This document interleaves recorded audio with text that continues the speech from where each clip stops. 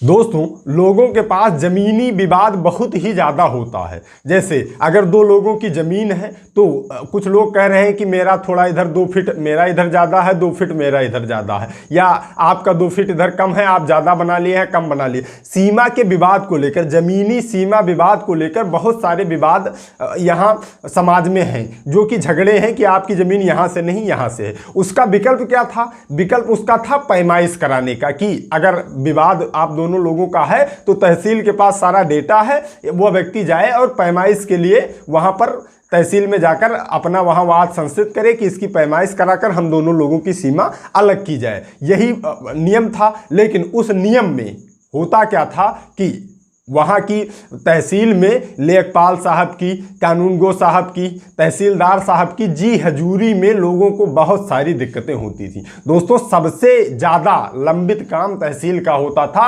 आदमी परेशान हो जाता था तहसील जा जाकर कि अगर उसको एक ज़मीन की अपनी पैमाइश करानी है तब भी उसे 10 बार तहसील जाना पड़ता था। लेखपाल साहब की जी हजूरी करनी पड़ती थी, कानूनगो साहब की जी हजूरी करनी पड़ती थी। दोस्तों, लेकिन आज की इस वीडियो में यही बताने वाला हूं कि अगर आपके पास भी सीमा का विवाद है, ज़मीन की सीमा का विवाद है, अपनी ज़मीन की पैमाइश कराना चाहते हैं, अपनी ज़मीन नपवाना चाहते हैं लेखपाल कानूनगो से, तो घर बैठे लेखपाल कानूनगो आपकी ज़मीन नापेंगे। आज की इस वीडियो में यही क्लियर करने वाला हूं। तो दोस्तों नमस्कार, मेरा नाम ओम प्रकाश सांडिल्य है और आप देखना शुरू कर चुके हैं सांडिल्य स्कूल ऑफ लॉ।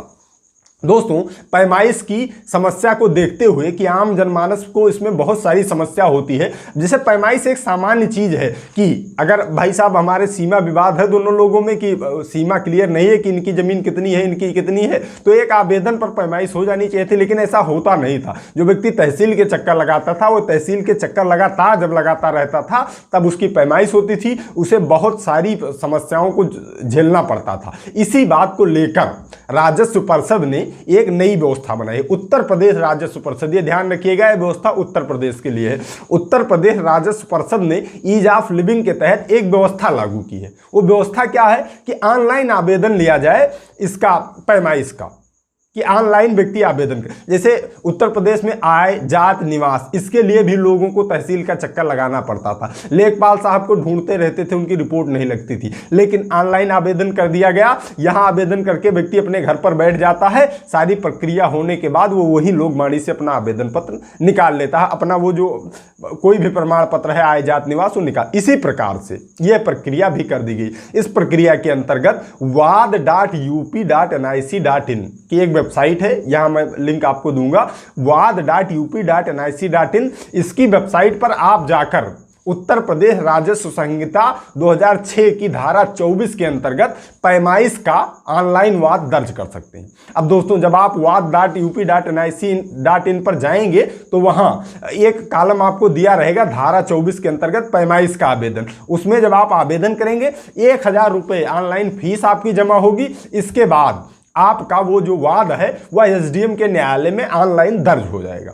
अब इसके बाद वह एसडीएम साहब ट्रांसफर करेंगे तहसीलदार साहब को, तहसीलदार साहब कानूनगो साहब को कर देंगे, कानूनगो साहब लेखपाल साहब को कर देंगे। अब लेखपाल के पास ऑनलाइन आवेदन पहुंचने के बाद आप घर पे बैठे रहेंगे, कहीं नहीं दौड़ना। आवेदन कराने के बाद एक स्लिप लेकर आप आ जाएंगे। इसके बाद लेखपाल साहब वहां जाकर उस जमीन की पैमाइश करेंगे। अगर पैमाइश के बाद भी दोनों लोगों का विवाद खत्म नहीं होता है, अगर वह जमीन विवादित है, तो वहीं से लेखपाल साहब रिपोर्ट लगा देंगे, तो वो मामला जो है आपका, वो राजस्व न्यायालय में मामला चला जाएगा और आप लोगों की वहां सुनवाई शुरू हो। अब अगर सारी चीजें फ्रेश हैं, दोनों लोग मान लेते हैं, तो आपकी पैमाइश घर बैठे हो जाने वाली है। आप सिर्फ ऑनलाइन आवेदन किए, ऑनलाइन अपनी फीस जमा किए, 1000 रुपये की चालान जमा किए, इसके बाद घर बैठिए, वहां से आवेदन ट्रांसफर होकर लेखपाल साहब के पास आएगा। लेखपाल साहब आपके पास आकर आपकी पैमाइश करने वाले हैं। तो दोस्तों, अगर किसी भी व्यक्ति को अपने जमीन को नपवाना था, सरकारी रूप से पैमाइश करवानी थी, तो उसके लिए बहुत ही अच्छा विकल्प है। अब लेखपाल आपके घर पर आकर आपकी जमीन नाप कर चले जाएंगे। तो दोस्तों, उम्मीद करता हूं यह वीडियो आप सभी के लिए हेल्पफुल रहा होगा। आज की इस वीडियो में इतना ही, मिलते हैं अगली वीडियो में। तब तक आप सभी लोग अपने स्वास्थ्य का ख्याल रखिए। कानून की जानकारी, अपने अधिकारों की जानकारी इस चैनल के माध्यम से लेते रहिए। मामलों से बच के रहिए। I love you all. जय हिंद, जय भारत।